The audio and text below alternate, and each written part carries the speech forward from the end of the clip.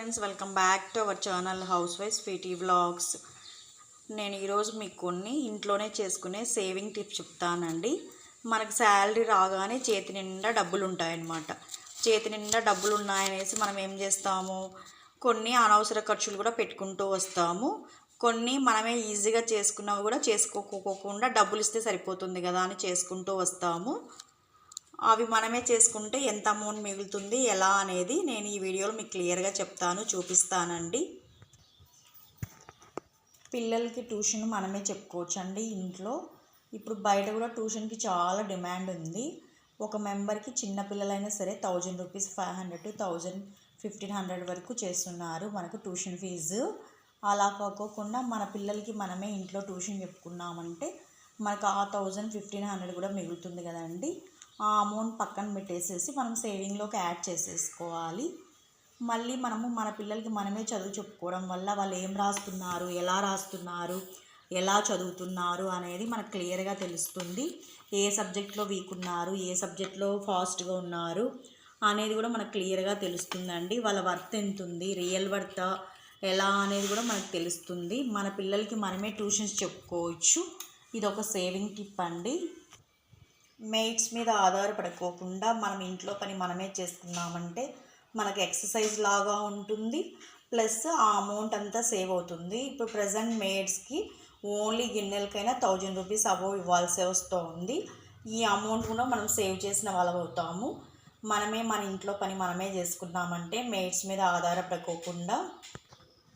House cleaning విషయంలో కూడా మనము ఎప్పటి వస్తువును అప్పుడే మనము నీట్గా పెట్టుకుంటూ రావాలి. చాలామంది ఏం చేస్తారంటే ఎక్కడి వస్తువులు అక్కడ పెట్టుకోకుండా ఇల్లంతా చాలా డస్టీగా పెట్టేస్తారు.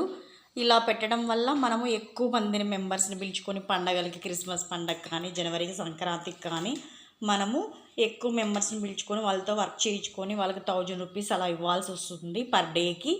అలా కాకోకుండా ఎప్పటి వస్తువును అప్పుడు మనం తీసి పెట్టుకుంటూ క్లీన్గా పెట్టుకుంటూ టైం వేస్ట్ కాకోకుండా ఖాళీగా లేకోకుండా ఎప్పటి వరకు అప్పుడు చేసుకున్నామంటే విండోస్ అయినా, డోర్స్ అయినా కూడా, సోఫాస్ అయినా, మన ఫ్లోర్ అయినా కూడా ప్రతి ఒక్కటి చాలా నీట్గా, ప్లెజెంట్గా, క్లీన్గా ఉంటాయండి.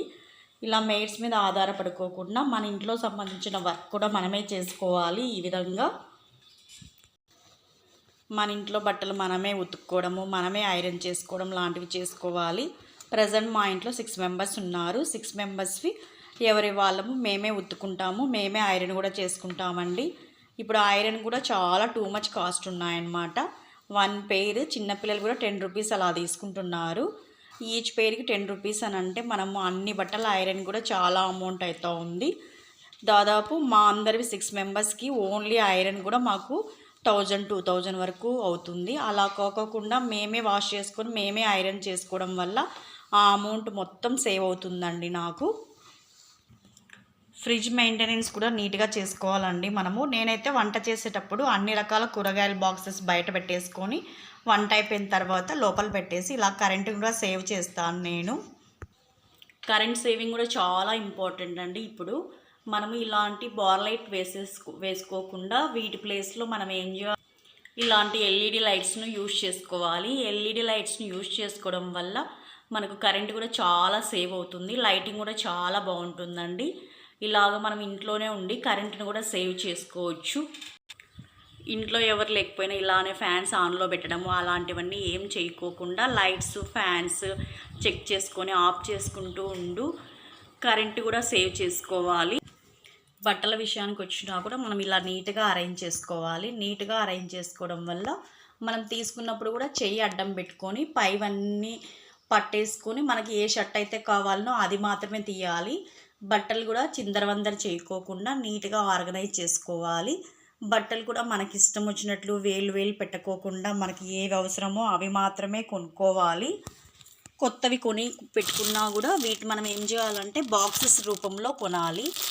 డజన్స్ రూపంలో కొంటే మనకు ఈచ్ ప్యాకెట్ వచ్చేసి చాలా తక్కువ క్వాంటిటీ పడుతుంది. ఇప్పుడు సపోజ్ లుంగీలే ఉన్నాయి, సింగిల్గా కొంటే మనకు కాస్ట్ ఎక్కువ పడుతుంది అనమాట. మనం సింగిల్గా కొనుక్కోకుండా బల్క్గా కొనాలి. బల్క్గా కొంటే మనకు పీస్ రేట్ తక్కువ పడుతుంది. మన అవసరాన్ని బట్టి మనం వాటిని వాడుకుంటూ ఉండాలి. ఇలా బల్క్గా కొనడం వల్ల కూడా మనకు అమౌంట్ చాలా సేవ్ అవుతుంది. బట్టలు కూడా విపరీతంగా కొనుక్కోకుండా మనకి ఎంతవరకు అవసరమో ఏవి అవసరమో అవి మాత్రమే కొనుక్కోవాలి. బెడ్షీట్స్ లాంటివి నీట్గా మెయింటైన్ చేయడము. కొంతమంది ఏం చేస్తారంటే చాలా డస్టీగా పెట్టేస్తారు బట్టలన్నిటినీ. అవి పక్కన పడేసేసి మళ్ళీ కొత్తవి కొంటూ ఉంటారు. అలా కాకోకుండా మనకు ఉన్న బట్టలనే మనం నీట్గా మెయింటైన్ చేస్తూ రావాలి. ఇవి చూసారా, చూడండి వైట్ బట్టలు గంజి పెట్టినవి ఎంత కొత్తగా ఉన్నాయో. మనము ప్రతి ఒక్కదాన్ని మెయింటైన్ చేస్తూ రావాలండి.